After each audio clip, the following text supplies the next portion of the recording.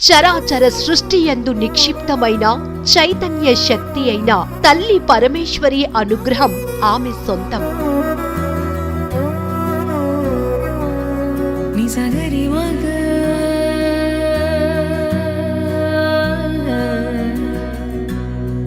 త్రిమూర్తులకు సైతం శక్తిని ప్రసాదింపచేసే ఆ పరమేశ్వరి శక్తి స్వరూపిణి యొక్క స్వప్న దర్శనం పొందిన ధన్యజీవి ఆమె. భజ గౌరీసం గౌరీసం భజ మందమతే జలభవ దుస్తర జలధి సుతరణం ధ్యేయం చిత్తే శివహర చరణం అన్యోపాయం నహి నహి సత్యం గేయం శంకర శంకర నిత్యం. ఎవరికి దక్కని పొందలేని గొప్ప అదృష్టం ఆమె సొంతం చేసుకున్నారు. స్వయంగా ఆ జగన్మాతే స్వప్నంలో కనిపించి ఆమె చేత క్షీరాభిషేకం చేయించుకుంది. ఆమె కలలో కనిపించిందే నిజమైంది. దారాపత్యం క్షేత్రం విత్తం దేహం గేహం సర్వమనిత్యం. 108 తల్లులతో 108 కలశాలతో క్షీరాభిషేకం. ఆ అమ్మ ప్రేరణతో 108 పాల కలశాలతో ఆమె వెంట ఉత్సవంగా ఊరేగిన జనం మేళ తాళాలతో నృత్య గీతాలతో మంగళ వాయిద్యాలతో ఆమె కదులుతుంటే ఆ అమ్మలు గన్న అమ్మే వస్తుందా అన్నట్టు చూసి తరించిన భక్తజనం. అమ్మ ప్రేరణతో పంచలోహాల అమ్మవారిని ప్రతిష్ఠించి అద్భుత శక్తిగా మారింది ఆమె. ఇంతకీ ఆ మహాశక్తి అవతారం ఎవరని అనుకుంటున్నారా? ఆమె ఖమ్మంని భక్తి పారవశ్యంలో ముంచి ఆధ్యాత్మిక మార్గాన్ని చూపుతున్న ఏలూరి ప్రశాంతి. హాయ్ హలో నమస్తే, వెల్కమ్ టు మనం టీవీ. సృష్టిలో ఎన్నో అద్భుతాలు జరుగుతుంటాయి. సాధారణంగా భక్తి పారవశంలో మునిగి తేలే భక్తులకు దేవుళ్ళు సత్కారం తెలుపుతుంటారు. తమ మనసులో ఉన్న కోరికలన్నీ కూడా భక్తుల ద్వారా చేపించుకుంటూ ఉంటారు. కానీ ఖమ్మం నగరానికి చెందిన ఏలూరు ప్రశాంతి అనే మహిళకు గత కొన్ని రోజులుగా అమ్మవారే సత్కరిస్తుంది. ఆమె మనసులో మాటలు ఈమెకు చెప్పడం ద్వారా అనేక కార్యక్రమాలు చేస్తుంది. ముఖ్యంగా ఖమ్మం నగరంలో ఎన్నడూ లేనంతగా అనేక హోమాలు కావచ్చు, యజ్ఞాలు కావచ్చు పెద్ద ఎత్తున చేస్తుండడం లోకల్గా ఉన్నటువంటి మహిళా లోకానికి కూడా మహాలక్ష్మి అమ్మవారే చెప్పినట్టుగా తాను సత్కరిస్తుండడం చర్చనీయాంశంగా మారింది. ప్రస్తుతం మనతో పాటు ఏలూరు ప్రశాంత్ గారు ఉన్నారు, ఆమెతో మాట్లాడదాం. మేడం చెప్పండి, గత కొన్ని రోజులుగా ఖమ్మం పట్టణంలో చాలా కార్యక్రమాలు చేస్తున్నారు. సాక్షాత్తు మహాలక్ష్మి అమ్మగారే మీతో ఉన్నట్టుగా వాళ్ళంతా కూడా భావిస్తున్నారు. దీని మీద మీరేమంటారు? నమస్కారం అండి, నేను ప్రశాంతి ఏలూరి, మాది ఖమ్మంలో ఉంటానండి. అమ్మవారు నాకు కలలో కనిపించడము 3 నెలల క్రితము నేను 1,00,000 పసుపు కొమ్ముల నోము చేశానండి. ఆ తర్వాత ఈ కళ అనేది 2 సార్లు వచ్చింది నాకు తెల్లవారుజామున. ఎలా అంటే ఆ అమ్మ కలలోకి వచ్చి ఒక నల్ల విగ్రహం అండి ఒక అడవిలో ఉంది. నేను ఏదో అటు వెళ్తుండగా నన్ను పిలవడము, అమ్మ ఇట్రా అంటే ఏంటమ్మా అంటే నాకు పాలాభిషేకం చెయ్యి అని అడిగింది. నేను ఎలా చేస్తానమ్మా, నా దగ్గర ఏమీ లేదు కదా అంటే, ఒకసారి చేతిలో చూడు, నీ చేతిలో ఉంది పాల బిందె, అవి చేయండి. ఇలా చూస్తే పాల బిందె రావడము. నేను అమ్మ నువ్వు ఇంత ఎత్తులో ఉన్నావు, నేను ఎలా చేయను అంటే కింద చూడు అంటే ఒక బండరాయి అక్కడ ఉంటే అది ఎక్కి చేయడము జరిగింది. అయిపోయిందమ్మా అనగానే ఎక్కడికి వెళ్తున్నావు, 108 బిందెలతో నాకు చెయ్యి అంటే ఒకటే ఇచ్చావు కదమ్మా, 108 ఎక్కడి నుంచి తీసుకురావాలి అంటే వెనక్కి తిరిగి చూడు, అందరూ ఉన్నారు, వస్తున్నాయి బిందెలు, అవన్నీతో నాకు అభిషేకం చెయ్యి అని చెప్పింది. ఇలా నిజంగానే వెనక్కి తిరిగితే 108 బిందెలతో పాలు వచ్చాయి. వాళ్ళు ఇవ్వడము, నేను అమ్మకి అభిషేకం చేయడము, అలా అంతా అయిపోయే టైంకి నేను ఉలికిపడి లేచానండి. తెల్లవారుజామున కల రావడము అలా 2 సార్లు జరిగింది. నేను ఒక పెద్ద పీఠాధిపతుల్ని కానీ ఒక అయ్యగారులని పెద్దవాళ్ళని 2 ముగ్గురిని అడిగాను, నాకే ఎందుకు ఇలా కల వస్తుందండి అని అడిగితే, నువ్వు చాలా అదృష్టవంతురాలివమ్మా, అసలు అలా నా 70 ఏళ్ళ సర్వీస్లో నేను ఇలా వినలేదు, చూడలేదు. నువ్వు నిజంగా చూడటానికి కూడా అమ్మలాగే కనిపిస్తున్నావు. నువ్వు కూడా నాకు దండం పెట్టద్దు అని పెట్టించుకోలేదండి, కాళ్ళకి నమస్కరించాలి అనుకున్నప్పుడు కూడా ఆయన పెట్టించుకోలేదు. ఇలా కల వచ్చింది అంటే అమ్మ నీతో ఉన్నట్టే, నువ్వు చెయ్యి, ఇది లోక కళ్యాణం అని చెప్పారండి. ఏంటండి నేను ఇంత పెద్దదాన్ని నేను ఎలా చేయగలను అంటే, నువ్వు చెయ్యమ్మా, కల వచ్చినమ్మ నీతో చేయించలేదా, నువ్వు ఎక్కడ ఆపొద్దు, ఇది నీకు కల వచ్చిన వెంటనే నువ్వు చెయ్యాలి, నీతో ఏదో చేయించాలి అనుకుంటుంది అని చెప్పి ఆయన చెప్పడం జరిగింది. ఇది కల వచ్చింది కరెక్టే, స్వాములు చెప్పారు కరెక్టే. నేను ఎక్కడ ఎలా మొదలు పెట్టాలి, దేంతో స్టార్ట్ చేయాలని అర్థం అవ్వలేదు. కానీ అది నిజంగా నేను అనుకునే ఈ 3-4 నెలల్లోపే దారి ఓపెన్ అవ్వడము, అంత పెద్ద కార్యం అంగరంగ వైభవంగా చేయించడము అన్నీ జరిగిపోయాయండి. కల రావడము ఒక ఎత్తు అయితే, ఈ అమ్మవారి విగ్రహాన్ని నేనే స్వయంగా పంచలోహాలతో చేయించి మరీ ఉత్సవ విగ్రహంలా గుళ్ళో ఇచ్చానండి. ఆ విగ్రహానికే నేను పాలాభిషేకం చేశాను. ఎలా అయితే కల వచ్చిందో అలాగే నేను నిజంగా నిజం చేసి ఈరోజు ఇంతమంది ప్రజల్లోకి వెళ్ళడము, అసలు ఎలా అంటే అండి, నాకు ఎలా చెప్పాలో కూడా తెలియట్లేదు. ఒక మహా ఉత్సవంలాగా జరిగిపోయింది నాకు. ఇన్ని రోజుల నుంచి అది జరిగి 15 రోజులు కావస్తుంది. ఆ ఫీలింగ్‌ని నేను ఎట్లా అంటే మాటల్లో చెప్పలేనంత ఆనందంతో ఉంటున్నా నేను. నిజంగా అద్భుతమే జరిగిందండి. రైట్ అమ్మ. అయితే మీరు ఇంట్లో గూడా అమ్మవారి విగ్రహాలు ఇట్లా ఏర్పాటు చేసుకోవటం, మొత్తం భక్తిభావంతో ఒక ఇల్లు చూసినట్టుగా లేదు, ఒక టెంపుల్‌కి వచ్చినట్టుగా అనిపిస్తుంది. ఇదంతా గూడా అమ్మవారు చెప్తేనే చేస్తున్నారా? ఆ! అంటే వస్తదండి. అమ్మ నాకేదో చెప్తున్నట్టు, నా వెనక ఏదో శక్తి ఉన్నట్టు. మెయిన్ ఏంటి అంటే, ఇప్పుడు నేను మాట్లాడుతున్నా గూడా నా మనసులో దీపం వెలుగుతున్నట్టు, అమ్మ నాతో నవ్వుతున్నట్టు నాకు కనిపిస్తదండి. అలా ఎందుకు జరుగుతుందో కూడా నాకు తెలీదు. ఈ కలియుగంలో ఆ అమ్మ నన్నే ఎందుకు ఎంచుకున్నారు అనేది కూడా నాకు క్వెషన్ మార్కే. కానీ అద్భుతమేనండి. ఏదో అయితే అద్భుతం జరుగుతుంది. నా చేత ఇంతమంది ఆడపడుచులకు కూడా ఆ కల వచ్చి ఇంతమందికి పంచేలా చేసింది అమ్మ. అంటే ఏదో కారణం ఉంది. నాతో కూడా అన్నారు, "నువ్వు కారణ జన్మురాలు అమ్మ. నీ వల్ల లోక కళ్యాణం జరుగుతుంది. ఇంకా జరుగుతాయి. నిన్ను అమ్మవారు ఎంచుకున్నారు." నన్ను చూసేవాళ్ళు కూడా నువ్వు అమ్మవారిలా ఉన్నావనే చెప్తూ ఉంటారు. నేను ఏ పూజ చేసినా, మాకు ఎల్లమ్మ తల్లి ఇంటి దేవత అండి. ఒక 4 సంవత్సరాల క్రితం ఆ అమ్మవారు నాకు అంటే కొంచెం డిస్టర్బెన్స్ లాగా అనిపిచ్చి, నాతో ఎవరో ఉన్నట్టు, నాకు ఏదో రూపం కనిపించేది. ఏంటి ఇలా అని చెప్పేసి వేరే వాళ్ళని అడిగితే, "ఇట్లా ఎల్లమ్మ తల్లి మీకు ఇంటి చుట్టూ ఉన్నారు, నీతోనే ఉన్నారు" అంటే, మేము ఫస్ట్ నమ్మలేదు. కానీ కొన్ని ఇన్సిడెంట్స్ చూపిచ్చింది అమ్మ. ఆ తర్వాత మేము ఆ మరుక్షణమే, లేదు అమ్మవారు ఉన్నారు, ఇలా పూజలు చేస్తున్నానని చెప్పి మేము నిలుపుకోవడం జరిగింది. గత 4 సంవత్సరాల నుంచి కూడా కళ్యాణము బాగా చేస్తామండి ప్రతి సంవత్సరం కూడా. ఆ తర్వాత ఇల్లు కూడా అందరూ అంటారు, "ఏంటి మీ ఇల్లు చూస్తే దేవాలయంలా ఉంది" అంటారు. నాకనిపిస్తదండి, ఇంటి ముందు లేవగానే ఆవుని చూడాలి అని నేను ఆవు ప్రతిమని నేను చేయించుకొని ఇంటి ముందు నిలుపుకున్నాను. ఒక బొమ్మలు కానివ్వండి, అలా నాకు ఏదో అనిపిస్తది, నేను చేసేస్తానంతే. నాదేమీ లేదేమో, ఆ అమ్మే ఇలా నన్ను ఒక బృందావనంలా చేసి ఈ జనాల్లో కూడా ఇలా పూజలు చేయించి ఆ అమ్మే చేపిస్తుంది. నిజంగా నాదైతే ఏమీ లేదండి. ఆ అమ్మే దిగొచ్చి చేపిస్తున్నట్టుగా కూడా నాకు అనిపిస్తుంది. చూసే వాళ్ళకి అనిపిస్తుంది. అంటే సాధారణంగా ఈ ఏజ్‌లో మీరు ఉద్యోగం చేయటమో, లేకపోతే మ్యారేజ్ చేసుకొని పిల్ల పాపలతో హ్యాపీగా ఉంటారు. కానీ ఇంత భక్తి భావంతో ఉంటున్నారు. చాలామంది ఉపాసకులు గావచ్చు, పెద్ద పెద్ద స్వామీజీలు గావచ్చు, ఎంతో దీక్ష పూనితే గానీ కటాక్షం దొరకదు స్వామివారిది. కానీ మీకు ఇంత తక్కువ ఏజ్‌లో స్వామివారి, అమ్మవారి కటాక్షం దొరకటం ఎట్లా అనిపిస్తుంటది? చాలా అది వెలలేనిది, కొనలేనిదండి. చేసేది అమ్మే, చేయించుకునేది కూడా అమ్మే. అందరూ అమ్మలే. నేనైతే అదే భావంతో ఉంటాను. ఆ మాటలు కూడా ఎలా వస్తాయో నాకు తెలీదండి. నాతో చెప్పిస్తుంది అమ్మ. ఇది ఏమీ లేదు, నా మానవ జీవితంలోనే ఒక కలువ పువ్వుని బయటికి తీసుకొచ్చినట్టుగా ఆ ఫీలింగ్ అనిపిస్తుంది నాకు. ఇదంతా జరిగిన తర్వాత కూడా ఇంతమంది జనాలు ఒక అమ్మలా ఫీల్ అవుతున్నారు అంటే, నా భక్తి నాలో ఎంతుందో నేను జనాలకు కూడా చూపించాలి అని అమ్మ అనుకుంటుందేమో అనిపిస్తుంది. ఈరోజు ప్రతి ఆడపడుచు కూడా దాన్ని నమ్మి నా వెనక ఉండి నిజంగా నన్ను అమ్మలా కొలుస్తూ, నిజంగా అమ్మని పూజిస్తూ అందరూ చాలా బాగా చేస్తున్నారండి. ఇలా జరగడం అనేది మాత్రం నిజమే అండి. మానవ జన్మలో నేను అందరితో సమానమే. ఒక అమ్మాయిని. అది ఎలా వెళ్తుందో నాకు తెలీదండి. నేను ఎలా సమాధానం చెప్పాలో కూడా నాకు అర్థం అవ్వట్లేదు. నాకే ఎందుకు ఇలా జరుగుతుందో ముందు నాకు అర్థం కావట్లేదు. కానీ నాకు అమ్మవారి ఇష్టము. నాకు ఆ తల్లికి పూజలు చేయడం చాలా ఇష్టము. ఆ భక్తే ఇక్కడి దాకా తీసుకొచ్చిందేమో అని నేను అనుకుంటాను. అంటే ఈ టెక్నాలజీ యుగంలో చాలామంది కూడా టెంపుల్స్‌కెళ్ళాలన్నా కూడా టైం వేస్ట్ అన్నట్టుగా ఫీల్ అవుతుంటారు. కానీ ఇంతమంది మహిళలందరినీ గుమిగూడి చేయటం, ఒక పెద్ద పూజలు చేయటం, వాళ్ళలో భక్తి భావాన్ని పెంపొందించడం ఎట్లా అనిపిస్తుంటుంది? నిజంగా ఆ గొప్పతనం అమ్మ నాకు ఇవ్వడము ఒక వరమే అండి. ఏ జన్మలో ఏ పూజ చేశానో, ఏ నోము నోచానో, ఎంత పుణ్యం తెచ్చుకున్నానో తెలీదు.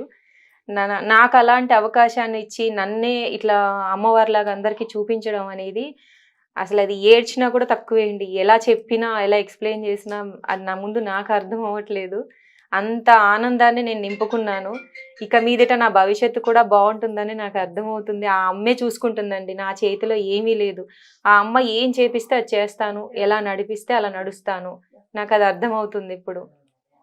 అంటే చాలామంది కూడా పెద్ద పెద్ద సిద్ధాంతులు కావచ్చు, పూజారులు కావచ్చు, పీఠాధిపతులు కావచ్చు, చేసేటటువంటి యజ్ఞాలు, యాగాలు మీరు సొంతంగా చేస్తున్నారు. ఎటువంటి సపోర్ట్ తీసుకోకుండా మీరే స్వయంగా చేయటం అసలు ఎట్లా కుదురుతుంది ఇదంతా?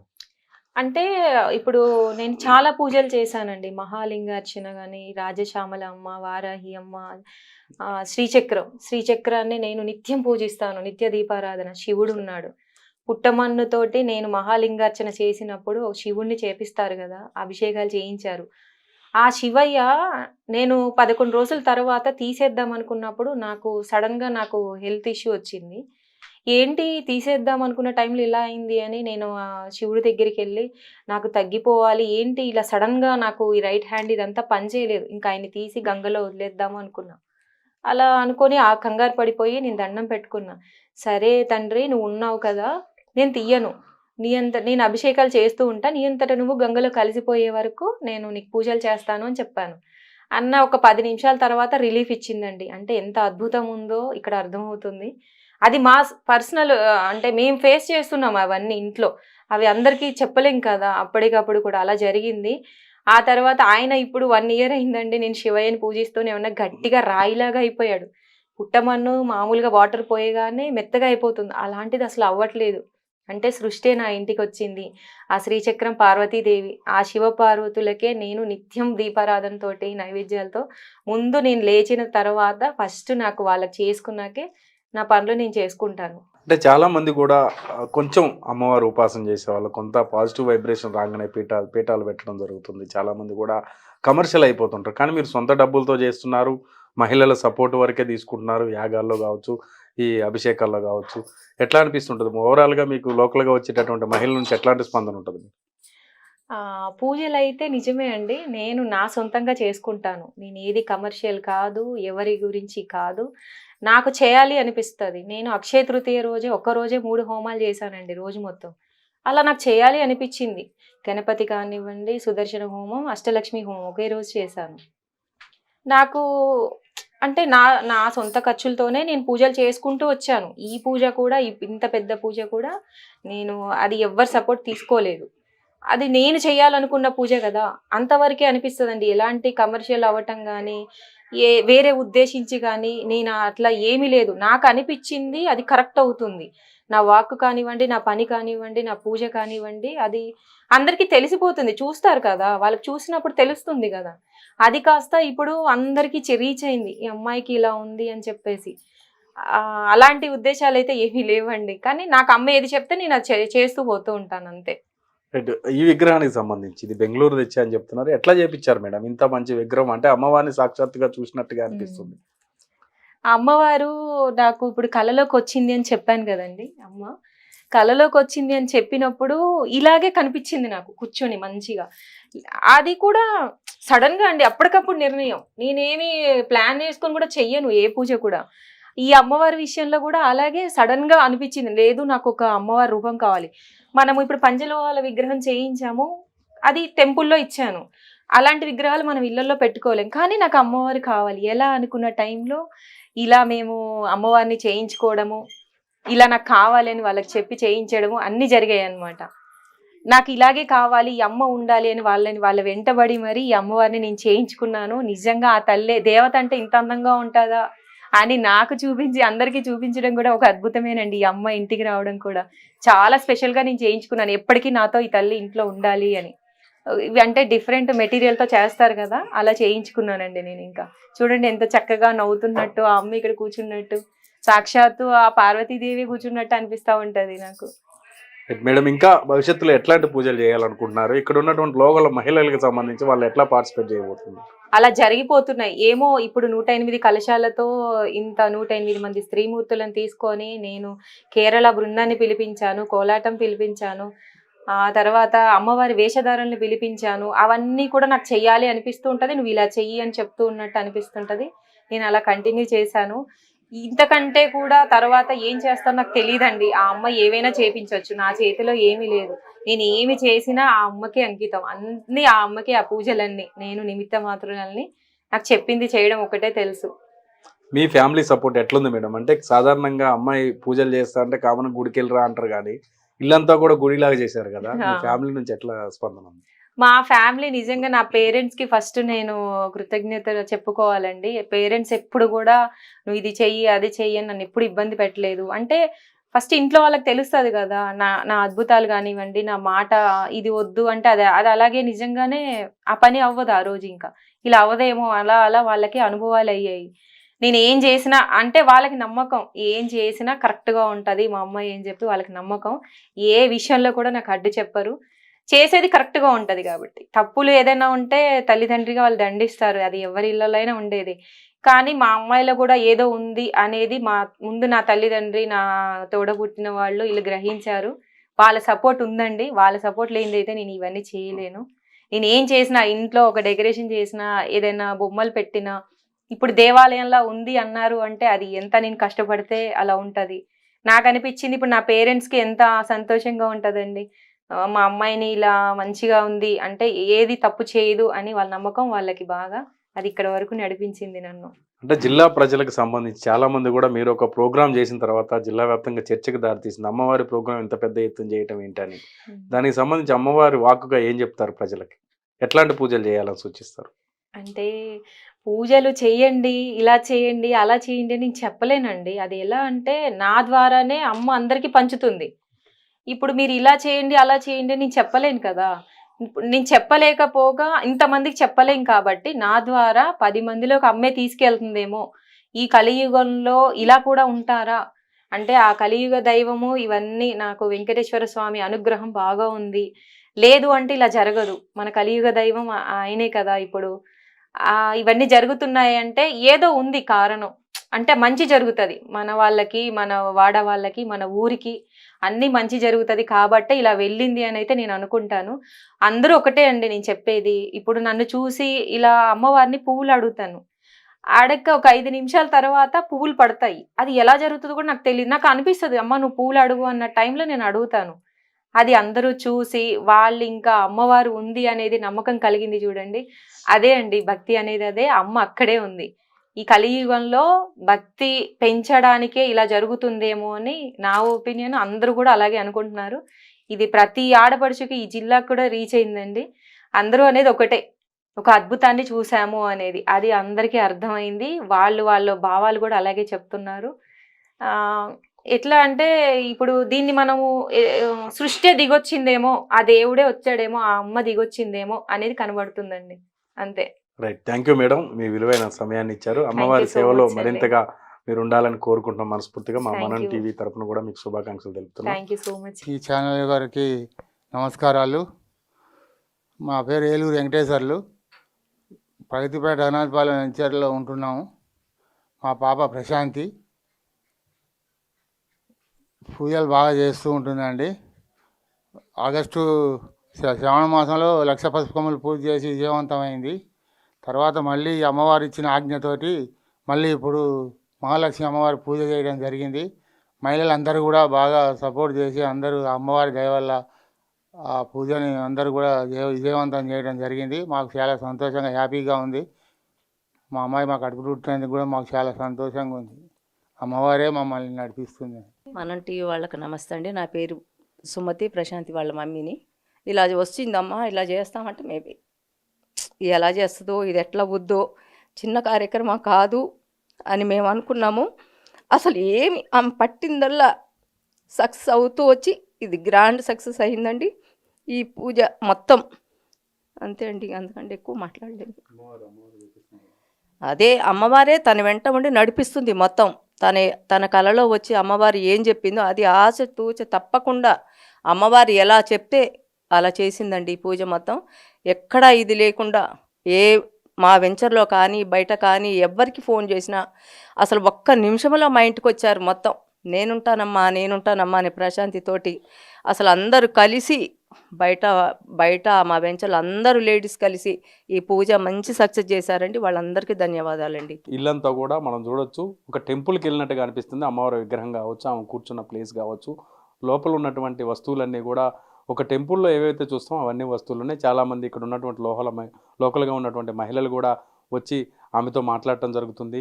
తర్వాత పూజలు ఏం చేద్దాము, ఎట్లా చేస్తున్నారని దానిపై కూడా చర్చిస్తున్నారు. కొంతమంది మహిళలు ఉన్నారు, వాళ్ళతో మాట్లాడదు. మేడం చెప్పండి, ప్రశాంతి గారితో కలిసి చాలా పూజల్లో పార్టిసిపేట్ చేస్తున్నారు కదా, ఎట్లా అనిపిస్తుంది? చాలా చాలా ఫస్ట్ నుంచి నేను ఉన్నాను. వాళ్ళ ఇంటికి మా ఇల్లు చాలా హ్యాపీ అనిపిస్తుంది. మాకు ఒక టెంపుల్ లాగే అనిపిస్తుంది వాళ్ళ ఇల్లు. ఏ చేసినా తను చాలా గొప్పగా, చాలా భక్తితో బాగా చేస్తుందండి. వినాయక చవితి కానీ ఏదైనా తన ముందు ఇంట్రెస్ట్ చూపిస్తుంది. అన్నదానం నుంచి ఏదైనా ఒక చాలా గొప్పగా అందరినీ పిలుస్తుంది. చాలా బాగా చేస్తుందండి. మేము ఇక్కడ మాకు ఇంకా టెంపుల్ ఇదే అనుకుంటాము. వాళ్ళ ఇల్లు చాలా బాగుంటుంది. ముందుగా అమ్మకైతే నేను చాలా రుణపడి ఉన్నా. నేనైతే ఈ 108 పాల బిందెలు మోయడంలో నేను ఒక్కదాన్ని. ఇది అదృష్టవంతురాలుగా నేను భావిస్తున్నా. లైఫ్లో ఎప్పుడు కని విని ఎరగని ఈ దాంట్లో నేను ఒకదాన్ని ఉంటాం నా అదృష్టము.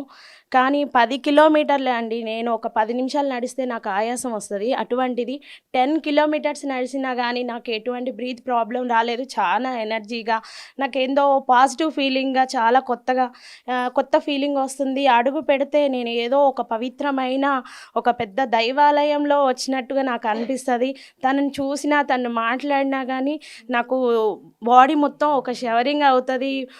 ఎట్లెట్లనో అవుతుందండి. తను ఇంత చిన్న వయసులో అందరూ చెయ్యని పనులు, చెయ్యని వ్రతాలు, పూజలు, హోమాలు తను చేస్తున్నారు. ఎందుకంటే ఈ వయసు పిల్లలు మీరు చూస్తూనే ఉన్నారు, బయట క్లబ్లని, సినిమాలు, షికార్లు తిరిగే వయసులో తను హోమాలు, వ్రతాలు, పూజలు, ఇంతమంది ముత్తైదుల్ని పిలిచి పసుపు కుంకాలు ఇచ్చి ఇన్ని పూజలు చేస్తున్నారు. నిజంగా మేమైతే చాలా చాలా అదృష్టం చేసుకున్నామండి. హాయ్ అండి, అందరికీ నమస్కారం. నా పేరు నాగమణి మంచికంటి. ఈ ప్రశాంతి అమ్మగారు మాకు పరిచయం అవ్వటం చాలా అద్భుతం. మాకు ఒక దేవతే దిగొచ్చినట్టే అనిపిస్తుందండి. మమ్మల్ని మా ఫ్రెండ్స్ అందరూ సాయి భజన మండలి వాళ్ళు కూడా అందరూ అమ్మ ఎవరు ఏంటి అని అడగటం, మొన్నొచ్చి తను సాల్వా కప్పెళ్ళారు అక్కడ భజన మండలి వాళ్ళు. ఇంత చిన్న వయసులో ఆ మేడం గారు అట్లా చేయటం అనేది ఆమెకి ఒక దేవుడిచ్చిన గిఫ్ట్ అంతే. ఇంకా తన కళ్ళలోకి వచ్చి ఎలా అయితే చెప్పారో అది అమ్మకే తెలుసు. ఆ కళ అనేది మాకు నిజంగా మాతోటి చేయించడం అనేది మాకు చాలా చాలా సంతోషంగా ఉంది. నమస్కారం అండి. ప్రశాంతి మా వెంచర్లో ఉన్నందుకు మాకు చాలా అదృష్టం అండి. ఆమె ద్వారా ఇలాంటి పూజలు మేము ఎప్పుడూ చూడలేదు. తను చేయడం వల్ల మాకు ఇవన్నీ తెలిసాయండి. ప్రశాంతికి మంచి లైఫ్ ఇవ్వాలని అమ్మవారిని కోరుకుంటున్నామండి. వాళ్ళ ఫ్యామిలీ అందరు బాగుండాలి. మాకు ఇలాంటి అవకాశం కల్పించినందుకు చాలా ధన్యవాదాలండి ప్రశాంతికి. థ్యాంక్ యూ అండి, అవకాశం ఇచ్చినందుకు. నేను శివయ్య బిడ్డనండి. తనంటే ప్రశాంతి తల్లి, అమ్మవారి స్వరూపం, అమ్మవారి అంశ. తన గురించి చెప్పాలంటే ఈ టైం సరిపోదు, ఇంత ఉంది మాట్లాడడానికి. కానీ తక్కువ టైంలోనే చెప్పేస్తాను. అమ్మవారి ఏది మన ప్రశాంతి తల్లి ముఖ్య ఉద్దేశం ఏంటంటే ప్రతి మనసులో భక్తిని మేల్కొల్పాలని మెయిన్ ఉద్దేశం అన్నమాట. తన ఉద్దేశం మెయిన్ అది. అయితే నేను ఈ విషయం మాట్లాడకూడదు నాకు తెలియదు, బట్ నేను చెప్తాను. ఈ రోజుల్లో చంటి పిల్ల దగ్గర నుంచి ఏజ్డ్ ఆవిడ దగ్గర వరకు కూడా చాలా అమానుషాలు జరుగుతున్నాయి. కానీ అలాంటి మగవాళ్ళలో మార్పు తేవాలి, అవేర్నెస్ తేవాలి అంటే ఏం చేయాలి అంటే మనం క్యాండిల్ ర్యాలీస్ ఇవన్నీ కాదు.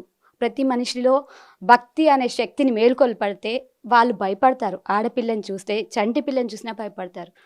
ప్రశాంతి తల్లి ఫేస్లో అమ్మవారు కనపడుతుంది, చంటి పిల్ల ఆ చిరునవ్వులో అమ్మవారు కనపడుతుంది. నేను ఆ శక్తితో నేను చాలా శివయ్యతో గొడవ పడేదాన్ని. రోజు అమ్మవారి రూపంలో వచ్చి నేనున్నా తల్లి అని చెప్పినట్టు అనిపించింది. ఫోన్ చేసి రమ్మనగానే వచ్చేసాను. నేను అమ్మవారి పిలవగానే వచ్చేసాను. ప్రశాంతి తల్లికి జీవితాంతం రుణపడి ఉంటాను. నమస్కారం అండి, నా పేరు విజయ. ప్రశాంతి వాళ్ళ ఇంటి ఎదురే మా ఇల్లు. ఎంత అదృష్టం ఉంటే నాకు పొద్దున్న లేచి ఇంటికి దర్శించుకునే అదృష్టం అయితే భగవంతుడు నాకు కల్పించాడని అనుకుంటా. అంతకుమించి నాకు కలశం ఎత్తుకునే అవకాశం కూడా నాకు లేదు. ఆ రోజు ఇంటి ముందుండి తెల్లారుజామున 4 గంటలకు నాకు ఇక్కడ నుంచి ఫోన్ వచ్చింది, రా విజయ నీకు కూడా ఒక కలశం ఉందని. అప్పుడే అన్నీ ఫుల్ఫిల్ అయిపోయినాయట. లేదనంటే దేవుడు నేను ఇంటి ఎదురుండి నాకు అంత అదృష్టం ఇవ్వలేదు ఎందుకని నేను చాలా బాధపడ్డాను. తెల్లారుజామున 4 గంటలకు లేచి నీకు కూడా కలశం ఉందని అమ్మవారే నన్ను పిలిపించుకొని ఇచ్చినట్టు నేను భావిస్తున్నాను. నాకు ఎదురే ఇది పొద్దున్న లేచి నాకు టెంపుల్ లేచి ఇటే చూసి నేను దండం పెట్టుకుంటా. ఈ ఊర్లో ఎక్కడ గుడి లేదు, దానివల్ల ఇక్కడ ఉన్న గుడి ఇవన్నీ చేసేది ప్రశాంతి వల్ల మేము ఇవన్నీ పొందగలుగుతున్నాము. మాకు ఇంత అదృష్టం కలిగించినందుకు ప్రశాంతికి ధన్యవాదాలు.